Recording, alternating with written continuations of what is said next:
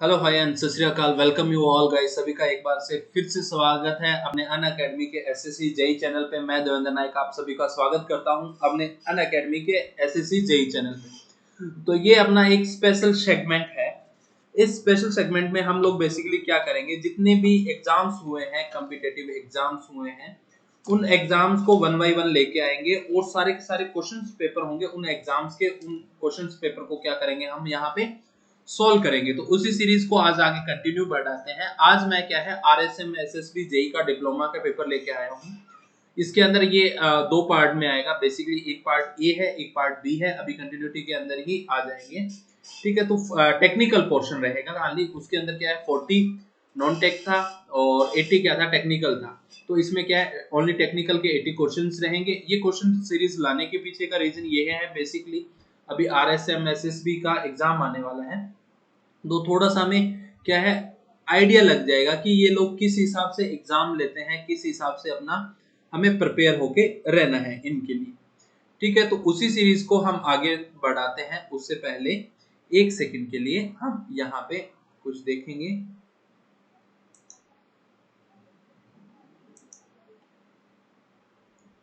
Okay, तो उसी series को हम आगे बढ़ाएंगे। ठीक इसी लेक्चर के बाद में आरपीएससी टेक्निकल लेक्चरर का होगा। उसमें से कुछ question selected question particular subject से मैंने करवा दिए थे। पर्टिकुलर सब्जेक्ट से मतलब मैंने जियोटेक के क्वेश्चंस करवाए थे। जियोटेक का जो अपने पास जियोटेक के क्वेश्चंस प्रैक्टिस कर रहे थे हम लर्निंग ऐप के ऊपर, तो वहां पे उन क्वेश्चंस को मैंने उठा के सॉल्व करवा दिया था। टॉप 50 क्वेश्चन जियोटेक के एक स्पेशल सेगमेंट लिया था, उसके अंदर करवा दिया था।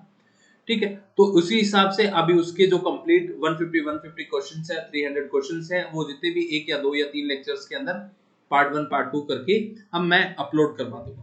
ठीक है, तो उसी सीरीज को हम आगे कंटिन्यू करते हैं। तो मैं देवेंद्र नायक एक बार फिर से आप सभी का स्वागत है अपनी अन अकेडमी की लर्निंग ऐप पे यूट्यूब चैनल पे एसएससी। तो complete solution of RSM SSB JE diploma paper का है। ठीक है, तो मैं देवेंद्र नायक एक बार फिर से आपका स्वागत है। चलो, तो सबसे ये सेगमेंट्स आपको देखने के लिए क्या, स्पेशल सेगमेंट्स देखने के लिए आपको क्या करना होगा, अन अकेडमी की लर्निंग ऐप डाउनलोड करनी है।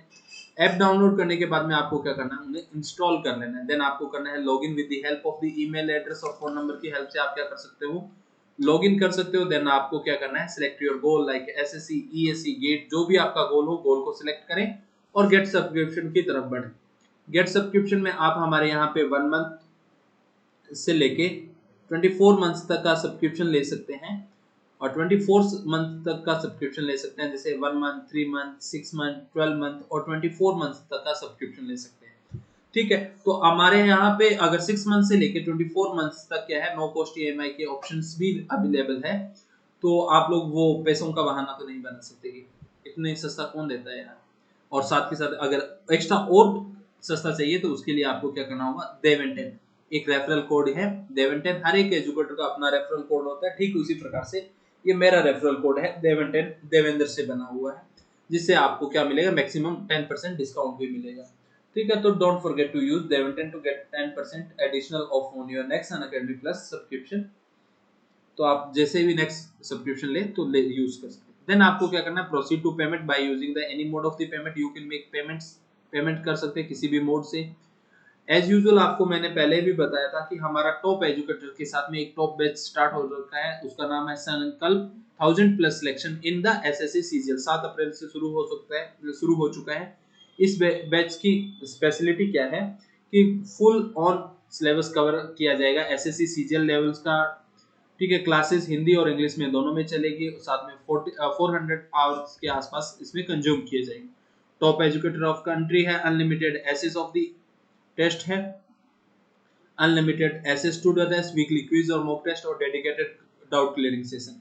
एज यूजुअल आपको ही पता है अपना डाउट क्लियरिंग सेशन हर सैटरडे को अन अकेडमी की लर्निंग ऐप पे रहता है। तो आप अपने डाउट्स भेजते रहिए और मैं उनको छोटे छोटे लेक्चर्स की फॉर्म के अंदर आपकी डाउट क्लियर करता हुआ आगे चलूंगा।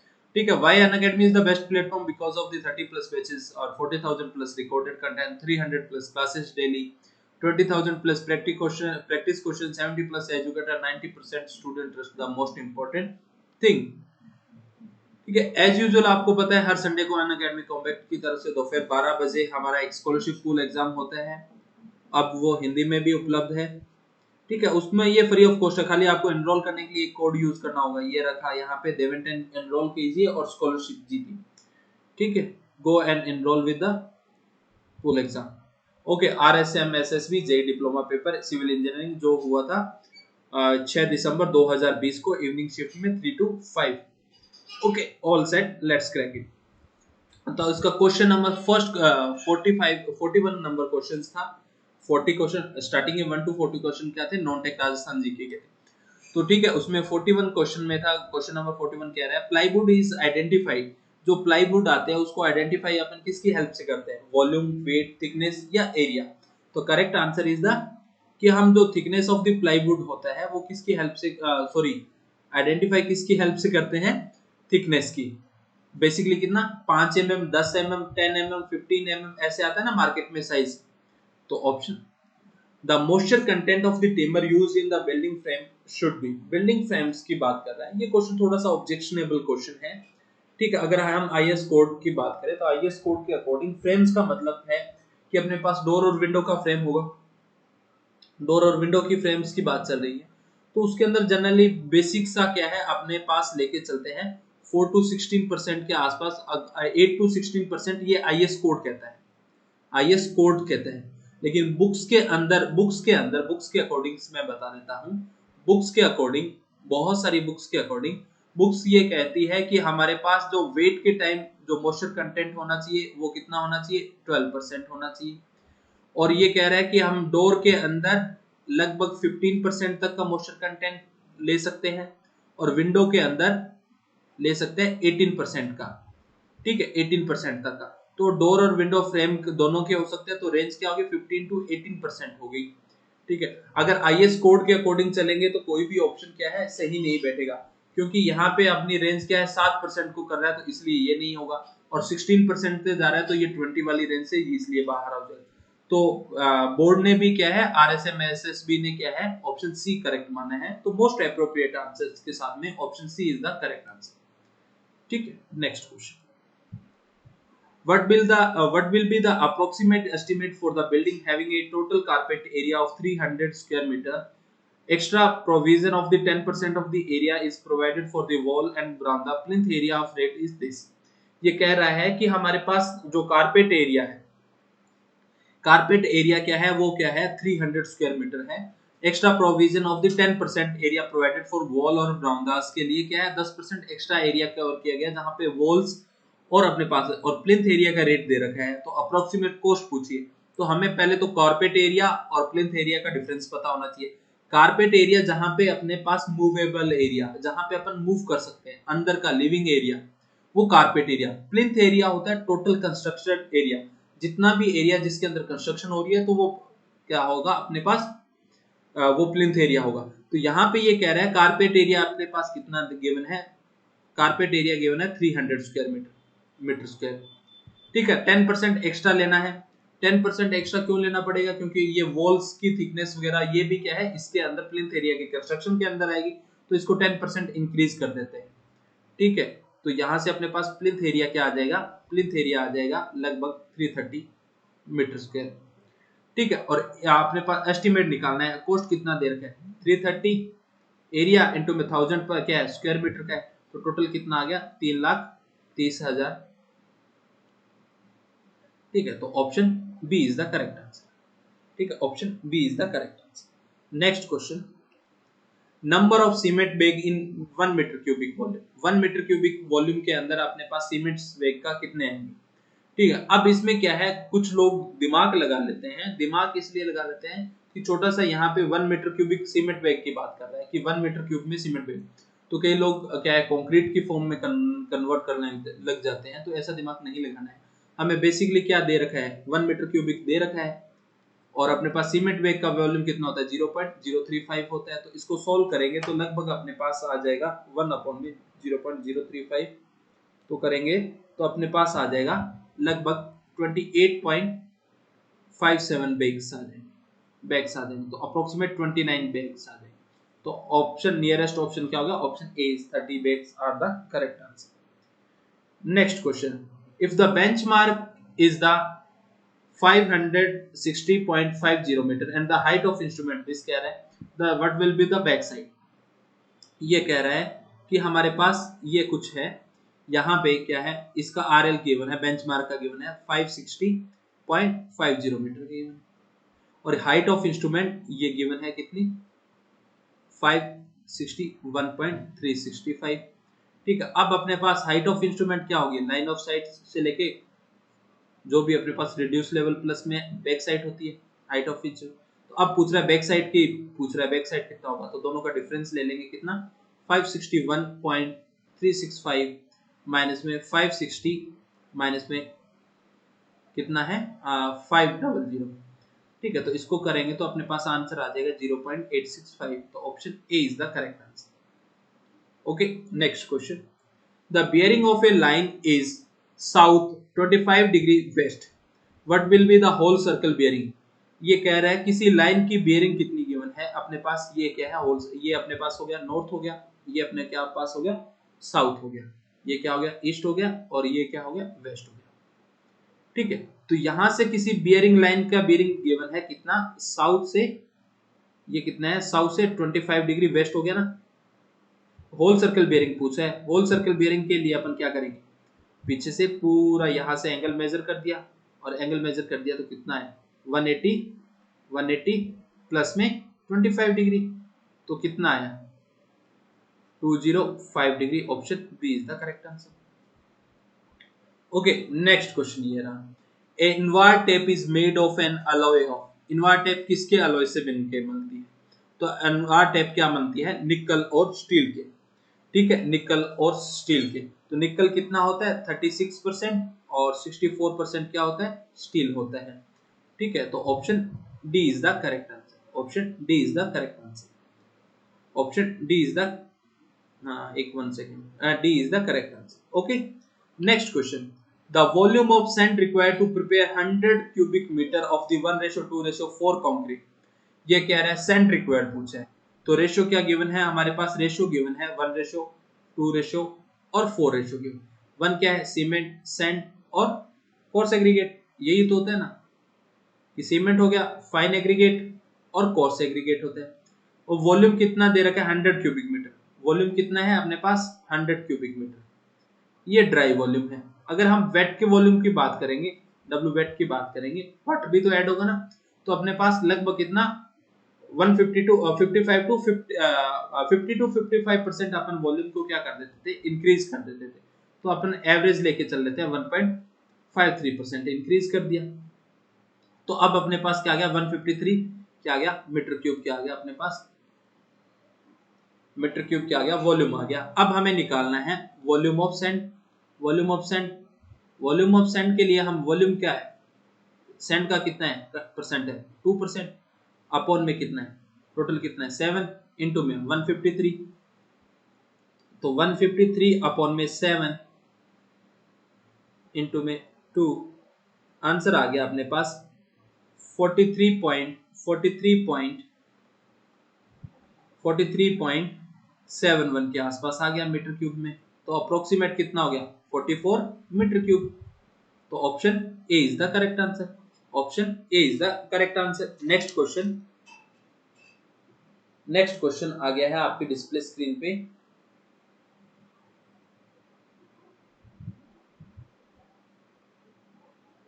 नेक्स्ट क्वेश्चन आपकी डिस्प्ले स्क्रीन पे आ चुका है, एक सेकंड में इसको डिस्कस करते हैं उससे पहले।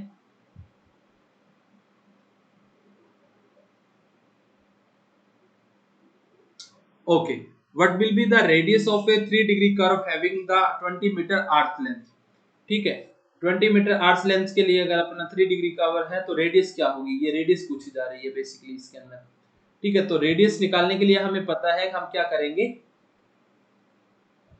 रेडियस निकालने के लिए हमें पता है कि रेडियस इक्वल्स टू क्या होता है 20 मीटर के लिए क्या होता है 1146 अपॉन में डी डिग्री, या डिग्री को इधर मल्टीप्लाई कर दो एक ही बात है।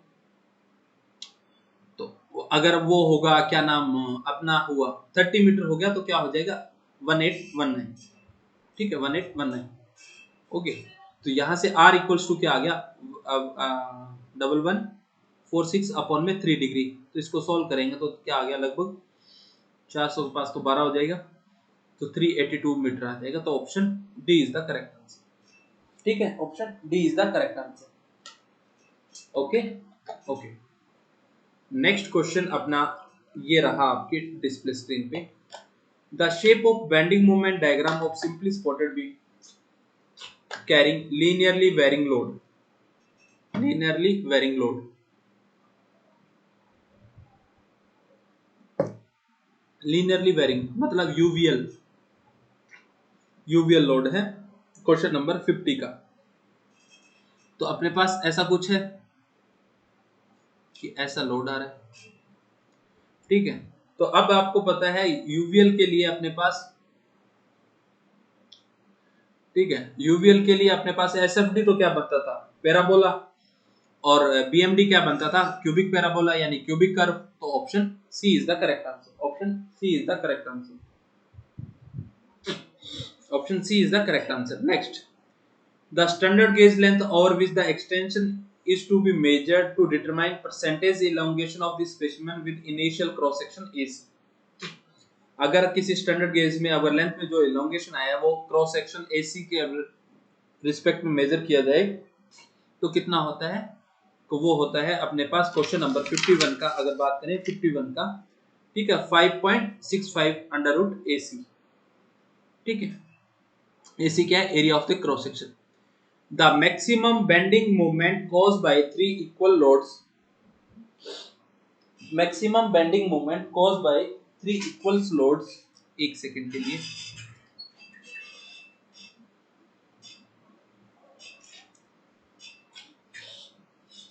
ठीक है। इस क्वेश्चन के अंदर बहुत सारे बच्चे कंफ्यूज हुए हैं, ठीक है।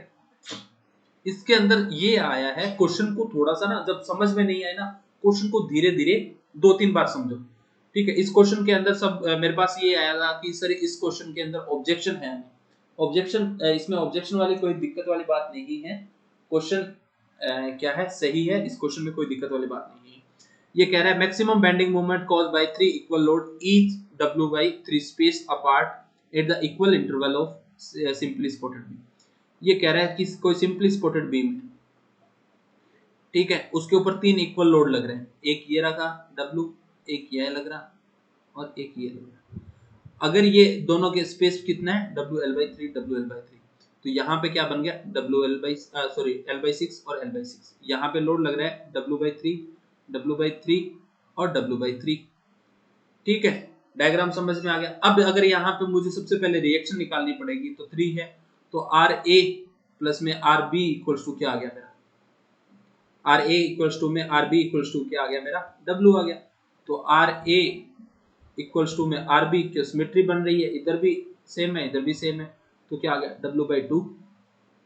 अब बेसिकली या तो आप SFD बना के डायग्राम बना लो, ठीक है, SFD बना के, और BMD क्या हो जाएगा, मैक्सिमम बेंडिंग मोमेंट क्या आ जाएगा, एरिया अंडर द SFD, ठीक है। या तो वैसे कर लो, नहीं तो ये देख लो कि इसके रिस्पेक्ट में देख ले, ये क्लॉकवाइज जा रहा है तो ये एंटी क्लॉकवाइज जा रहा है, ठीक है। तो बेसिकली अपन अगर इसमें bending moment at mid span देखेंगे, मिड स्पैन देखते हैं, तो क्या आ जाए W/2, W/2 इंटू में ये क्या लेंथ है, ठीक है, L/2, ठीक है, माइनस में W/3 ये क्या इंटू में L/3, ठीक है।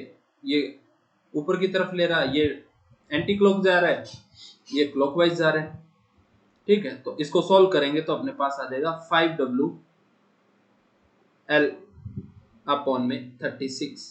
तो option B is the correct answer, ठीक है। तो आई थिंक इस क्वेश्चंस के अंदर डाउट नहीं रहने चाहिए अभी, और सिंपल सा अपन जब इसमें देखेंगे तो और इजी तरीके से भी SFD BMD को सॉल्व करने की कोशिश करेंगे जब वन लाइनर्स करेंगे। shear force and the bending moment are related to V is equal to M upon में I, V is equal to My upon में I, और V is equal to dm upon में dx, और V is equal to im into में dx। V क्या है, shear force है, M क्या है, bending moment है, I क्या है, moment of inertia of this section modulus, ठीक है, क्लियर है। तो ये सिंपल सा क्वेश्चन है कि dv अपॉन में shear force is equal to the differentiation of the moment with respect to any four direction, ठीक है। तो dm, अगर हम लोड की बात करेंगे, लोड क्या होता है, shear differentiation of the change in the shear force dv upon dx होता है। तो option C is the correct answer. Next question, a column is a structural member designed primary to take which of the following load. अगर हमारे पास column बनाया जाता है तो सबसे पहले वो कौन से लोड को लेने के लिए बनाया जाता है? तो जनरली वो है कंप्रेसिव लोड। जैसे कॉलम बनाएंगे, ये कॉलम बनाए तो इस कॉलम के ऊपर लोड तो इस डायरेक्शन में लगेगा, डायरेक्शन में लगा मतलब कौन सा होगा? कंप्रेसिव। तो option C is the correct answer. Option C is the correct answer. Next, nominal shear stress in the reinforced concrete beam is given by nominal shear stress in the concrete beam is given by, ठीक है, 55 का answer B is the correct answer. V U upon में 55 का B, V U upon में B D. तो is equal to क्या होता है? वी यू अपॉन में एरिया वी डी। ठीक है, नेक्स्ट क्वेश्चन। चलो, for well conditional triangle no angle should be less than. तो अपने पास वेल कंडीशनल ट्रायंगल की बात करें तो अपने पास मिनिमम एंगल कितना होता है? मिनिमम एंगल कितना होता है? 30 डिग्री। और मैक्सिमम एंगल कितना होता है अपने पास? 120 डिग्री। ठीक है, okay. Next question, in an elastic material stress strain relation is always linear, non linear, linear और नॉन लीनियर या सर्कुलर। इस सेक्शन के अंदर आज कई बार लोगों को डाउट आई थी कि सर इसमें तो इलास्टिक लिमिट तक तो लीनियर होता है, ठीक है। तो अगर हम बात करें अपने स्ट्रेस स्ट्रेन कर्व की, तो स्ट्रेस स्ट्रेन कर्व में यहाँ तक अपना ए पॉइंट रहता है। तो ए पॉइंट में स्ट्रेस स्ट्रेन क्या रहता है? प्रोपोर्शनल लिमिट तक रहता है सेम। फिर यहाँ ए पॉइंट और यहाँ से बी पॉइंट तक अपना क्या चलता है? इलास्टिक लिमिट चलता है। यहाँ से अगर छोड़ेंगे तो मटेरियल क्या है? वापस में आ जाता है, ठीक है। फिर आगे चल के अपर यील्ड पॉइंट और फिर लोअर यील्ड फ्रैक्चर पॉइंट, फिर ठीक है। तो मतलब इस स्टेज तक ये लीनियर हो, हाँ जरूरी नहीं हर मटेरियल का लीनियर ही हो। तो लीनियर और non linear is the correct answer. Option C is the correct answer. Next, the deflection at the centre of simply spotted beam of span L subjected to concentrated load W at the mid span is. कि अगर किसी mid span के ऊपर W load लगा हुआ है, ठीक है, सिंपली स्पॉटेड बीम के अंदर, और W लोड लगा हुआ है, तो उसमें डिफ्लेक्शन कितना आएगा? तो वो क्या होता है? क्वेश्चन नंबर 58 का आंसर बताइए जल्दी से। 58 का A is the correct answer. WL cube upon में 48 EI, WL क्यूब अपॉन में 48 EI is the correct answer. Next question, the power transmitted by a shaft is given by expression in watt. Watt के अंदर अपने power transmission shaft का क्या होता है? Expression क्या होता है कि अपने पास पावर का जनरली क्या होता है? 2 पाई n अपॉन में टी अपॉन में 60। तो ऑप्शन कौन सा है? 2 पाई n। तो option A is the correct answer. यहाँ थोड़ा सा ये ऐसे ना सेपरेट है इन दोनों के बीच में, तो कंफ्यूज मत हो जाना। इक्वेशंस बनाते हैं ना टाइपिंग करते वक्त, तो ऐसी दिक्कत हो जाती है। नेक्स्ट क्वेश्चन ये रहा, इन simply spotted beam UDL along full span the maximum bending moment at centre would be. ये कह रहा है कोई सिंपली स्पॉटेड बीम है। सिंपली स्पॉटेड क्या है? हमारे पास ऐसा बीम है,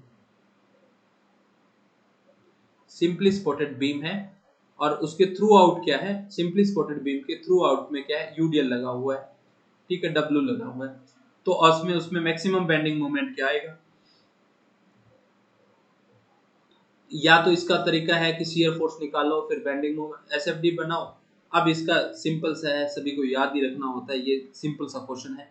60 का WL स्क्वायर अपॉन में 8, WL स्क्वायर अपॉन में 8 is the correct answer. Next, a simply spotted beam carry a triangular load varying gradually from 0 at the both end W per meter at the center, the maximum shear force will be। हाँ, ये बहुत ही अच्छा question है। इस question के अंदर भी ये ऑब्जेक्शनेबल क्वेश्चन के नाम पे मेरे पास भी आया था कि ऑफलाइन वालों ने भी बोला था कि इसमें थोड़ा ऑब्जेक्शन है। ऑब्जेक्शन वाला इसके अंदर समस्या क्या है कि एक ये क्वेश्चन प्रॉपर डाटा नहीं है। इस क्वेश्चन का प्रॉपर डाटा से मतलब ये है कि हमारे पास ऐसा कुछ बन रहा है कि हमारे पास एक क्या है, सिंपली स्पॉटेड, ये ना सिंपली स्पॉटेड बीम है, उसके ऊपर यूवीएल लग रहे हैं और दोनों एंड पे क्या है? 0 है, और यहाँ पे क्या आ रहा है? सेंटर पे मैक्सिमम आ रहा है, कितना आ रहा है, W, ठीक है, W पर मीटर, ठीक है, ओके। अब इसके अंदर अगर हम इसका एसएफडी बनाएं तो एसएफडी कुछ ऐसा बनेगा,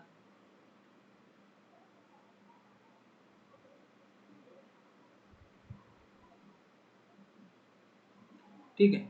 अगर हम बात करें टोटल लोड यहाँ पे कितना है, टोटल लोड कितना है, टोटल लोड यहाँ पे, टोटल लोड अपने पास आ रहा है, टोटल लोड कितना आ रहा है, दो ट्रायंगल बन रहे हैं, बेसिकली दो ट्रायंगल बन रहे हैं। तो अगर मैं इस ट्रायंगल की बात करूं या सीधा कर दूं, दो ट्रायंगल बन रहे हैं, तो या तो इसको 2 इंटू में W इंटू में, सॉरी क्या होता है, एक सेकेंड इरेजर लाने दो मेरे को, थोड़ा सा गड़बड़ कर दिया मैंने। गड़बड़ तो कुछ नहीं, मतलब मसला तो कुछ नहीं है, हाईलाइट क्यों आ रहा है। हाँ देखो, टोटल लोड क्या होगा, 2 इंटू में 1/2 W, और लेंथ क्या होगी, हाफ ऑफ ट्रायंगल कर रहे हैं तो L/2, ठीक है। तो 2 से 2 गया तो टोटल लोड आ गया अपने पास WL/2, ठीक है। अब बेसिकली इस क्वेश्चन के अंदर इसने क्या मान रखा है, इस टोटल लोड को क्या मान रखा है, इस बेसिकली इस क्वेश्चन को यहाँ पे आगे, चलो यहाँ पर इतना छोड़ो, ठीक है। अब अपन यहाँ पे निकालते हैं रिएक्शन फोर्स, लगाते हैं RA और RB की वैल्यू निकालते हैं, सिमेट्री है दोनों तरफ, तो क्या आ गया, हाफ हाफ हो गया, तो RA इक्वल्स टू में RB इक्वल्स टू में क्या आ गया, WL/4। अब बात आते हैं कि लोग जैसे मेरा एक स्टूडेंट था, वो कह रहा सर हो सकता है L लगाना भूल गया हो, ठीक है, L लगाना भूल गया हो, W, तो option B is the correct answer, उसके according option B is the correct answer, ठीक है, option B is the correct answer.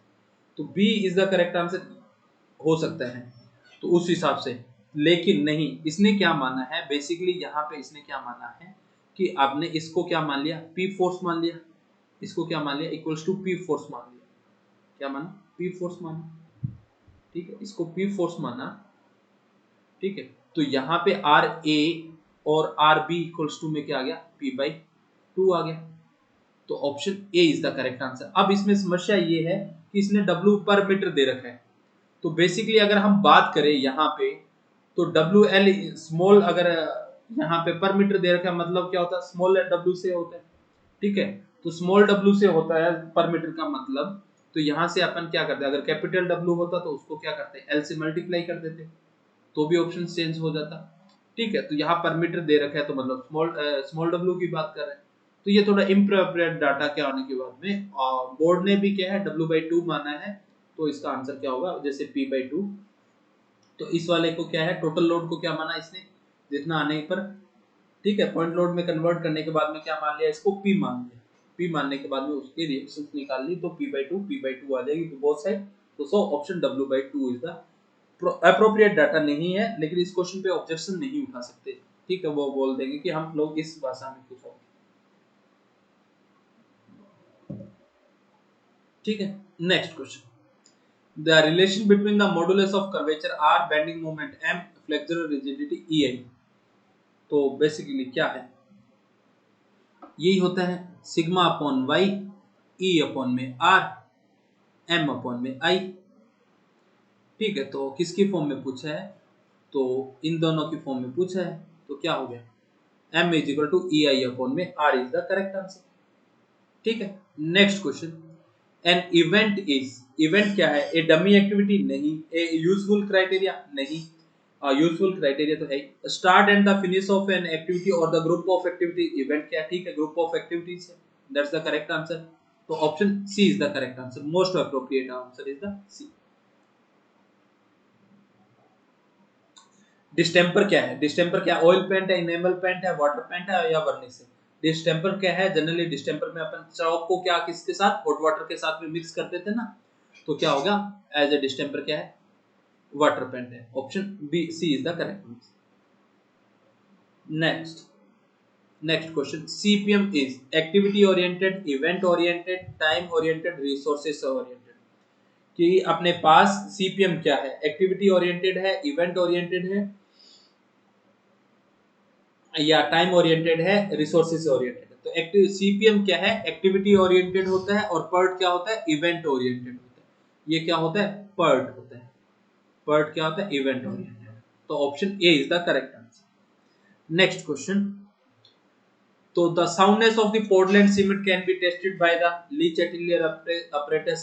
की soundness of the Portland cement किसकी हेल्प से करते हैं अपन, ली चैटेलियर। ठीक है, इसके अंदर भी एक ऑटोकेव होता है मैग्नीशिया और लाइम की वजह से। ठीक है, लाइम वाला तो ली चैटेलियर, मैग्नीशिया वाला ऑटोकेव। ठीक है, marble is the type of rock.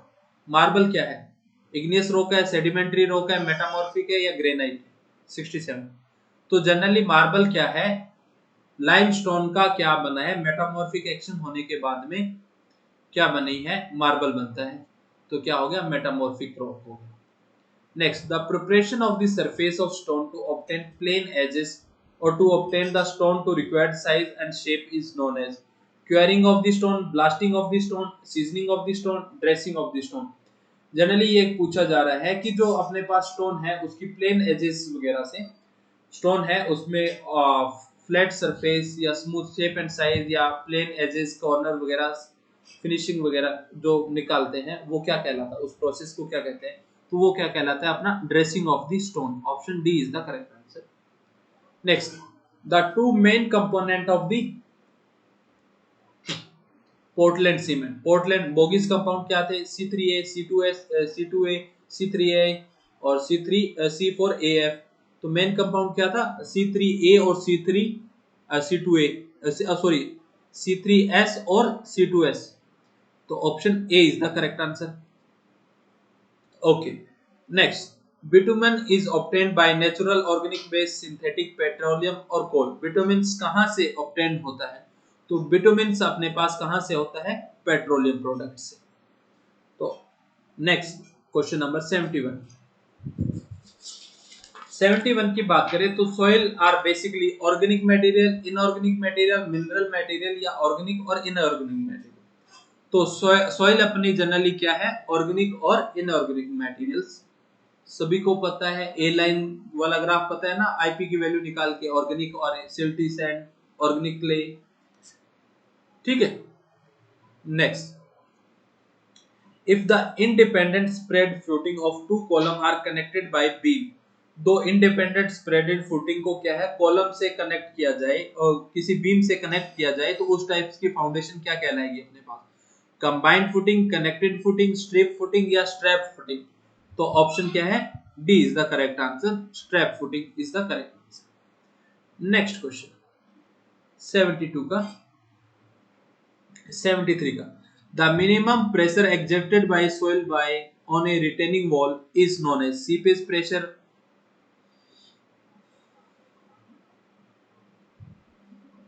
तो बेसिकली क्या है, ये क्वेश्चन कह रहा है कि मिनिमम प्रेशर जो सॉइल का रिटेनिंग वॉल जो सॉइल का प्रेशर लेती है, minimum pressure retaining wall soil का, वो कौन सा होता है, सीपेज, पैसिव अर्थ प्रेशर, एक्टिव अर्थ प्रेशर या अर्थ प्रेशर एट रेस्ट। 73 का 73 का 73 का C is the correct answer, active earth pressure. Active earth pressure is the correct answer. Next question. For a compaction of a soil in laboratory using Indian standard light compaction test, the weight of the hammer is used for given blows. अगर heavy weight होता तो 4.9 हो जाता, और light weight है तो 2.6 is the correct answer. D is the correct answer. 74 का D is the correct answer. Next, which of the following soil have the highest impermeability? ठीक है, इम्परमेबिलिटी, एक तो परमेबिलिटी होती है और एक हाईएस्ट इम्परमेबिलिटी। ठीक है, तो जितनी परमेबिलिटी साइज बड़ा होगा उतनी ही ज्यादा परमेबिलिटी होगी। यहाँ इम्परमेबिलिटी का मतलब जितने पोर्स छोटे होंगे उतनी इम्परमेबिलिटी होगी। तो यहाँ पे सबसे साइज छोटा किसका है, सिल्ट का है। तो option D is the correct answer. Question D is the correct answer. ठीक है, नेक्स्ट क्वेश्चन ये रहा, a soil has a liquid limit of 40% and plasticity index is 20%, the plastic limit of the soil will be। Plastic limit पूछ रहा है, तो IP is equal to generally क्या होता है अपने पास, WL माइनस में WP। ठीक है, आईपी कितना गिवन है 20%, डब्ल्यू एल कितना है, प्लास्टिक लिमिट कितना है, लिक्विड लिमिट 40%, और ये अपन से पूछा है। ठीक है, वैल्यू पुट कर देंगे, ये इधर आ जाएगा, ये इधर चला गया, तो अपने पास डब्ल्यू पी इक्वल्स टू आ गया 20%। ठीक है, option A is the correct answer. Okay, चलो, the highest height of the capillary rise is maximum in fine gravel, colloids, silt या फाइन सैंड। कि हाइट ऑफ कैपिलरी राइज किसके अंदर ज्यादा होगी, फाइन ग्रेवल के अंदर, कोलाइड्स के अंदर, सिल्ट के अंदर या फाइन सैंड के अंदर। ठीक है, तो बेसिकली सी सिंपल सा बात है, तो क्या होगा, कोलाइड्स के अंदर सबसे ज्यादा कैपिलरी राइज होगा। Next, coarse grained soil has the void ratio 0.7, specific gravity 2.70, critical gradient at which the quicksand condition occur। quicksand condition occur कहां पे होगी, quicksand condition occur कहां पे होगी,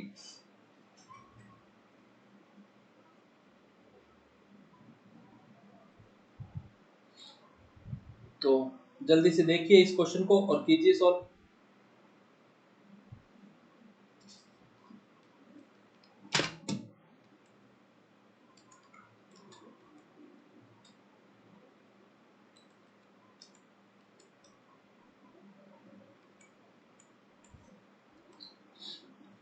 ठीक है, तो जल्दी से करते हैं इस फॉर्मूले को, एक सेकंड के लिए, एक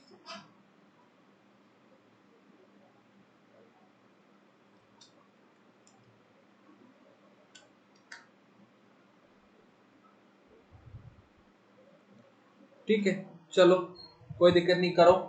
क्विक सैंड कंडीशंस क्या होती है कि अपने पास जैसे बाउंस फोर्स और डाउनवर्ड डायरेक्शन का सीपेज फोर्स क्या आ जाए, इक्वल आ जाए, जैसे कीचड़ वाली स्टेट का अंदर।